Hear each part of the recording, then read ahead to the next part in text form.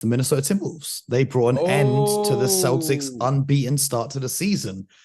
Karl-Anthony Towns had a horrible game. And when he fouled out, it kind of shifted the momentum back in favor of the Timberwolves, who went into overtime and took the win. Anthony Edwards is that guy. He is he's a star. Unbelievable. Unbelievable. But BJ, the Celtics, late game turnovers, Joe Mazzulla not calling a timeout, not getting Porzingis involved in any of the actions. They're trying to play isolation ball down the stretch. Everything I was worried about is still there. Do you think that was a one-off and they're going to learn from it? Or do you think this team is who it is?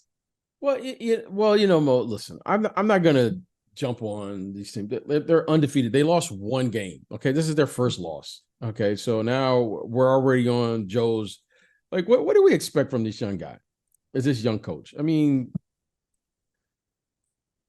Anthony Edwards he didn't give a great performance. I mean, it's like maybe the best performance thus far in the early part of the season. Mm-hmm. Okay. It took that level of effort to beat them on the road. Okay. Also, let's not forget that Minnesota, I know it's early, but statistically, they're the best defensive team right now in the league. Just on statistics. And that's my guy, Rudy Gobert, who I know you're going to chuckle. You're going to chuckle here. I know you're going to chuckle. You got a little I will say this. I will say this. How nice is it for Rudy Gobert to finally have guys on the perimeter that can guard in McDaniels and Anthony Edwards? Because his whole career in Utah, he was just watching Donovan Mitchell and Mike Conley and Bogdanovich getting blown by, and he has to clean up. How nice must he be feeling right now?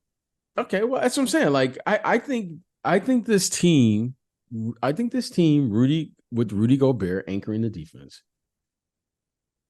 and he gets a lot of flack, right? I get it, but I like what Rudy does. I happen to be a Rudy Gobert fan because of what he does on the defensive end. I like Rudy Gobert. Mm-hmm. This kid, Anthony Edwards, though, he's a superstar. I mean, he's a star.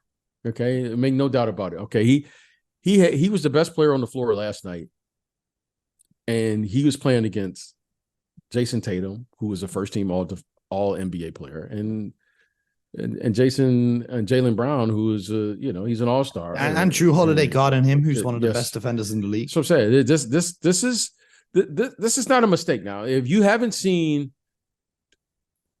Anthony Edwards, okay, then he's must-see TV.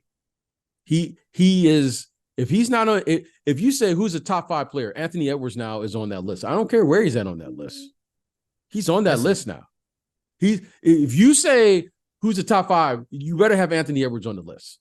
That's the level he's playing at now. Okay. He is that guy on both ends. And he takes the challenge on the other end. He's not dodging any of the action. That one possession late in overtime where he's guarding Jason Tatum, and he's studied the scouting report to the point where he knows when Jason Tatum's going to try to push off with his right arm and go to his step back. And he used that to get a steal. He's whoever your top 5 is, right? That's for another date.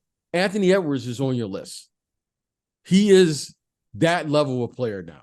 And we should not be surprised when we see these types of efforts on a consistent basis. I mean, he just pulls this out like, okay, this is what I need to do to win. Okay, this is what I do. So great job for them. And I love the fact when you win and Karl-Anthony Towns didn't even play well. So this says something about this Minnesota team. I think if they continue to play with this level of confidence, they may be one of those teams this year that you may dark horse.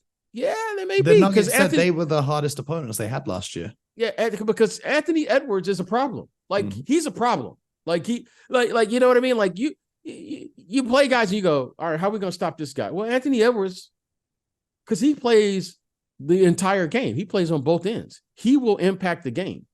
And you can't stop him. You can only hope to contain a guy like this. So I like their team, and I like what I think Jaden McDaniels is great. I think Naz Reid is one of the most underrated players in the league. I think Slow-mo is my guy. I mean, you gotta love Slow-mo. And I think if they do move Karl-Anthony Towns, I think I would actually be addition by subtraction, as you said on yesterday's show with the Raptors.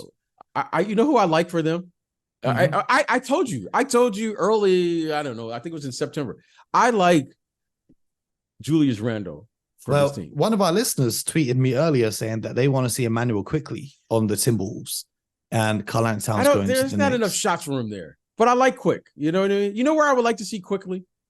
With the Phoenix Suns. Oh, there's not enough shots for him there. I would like to. Well, those guys are always hurt. When you watch them, you know what? I feel bad for Kevin Durant.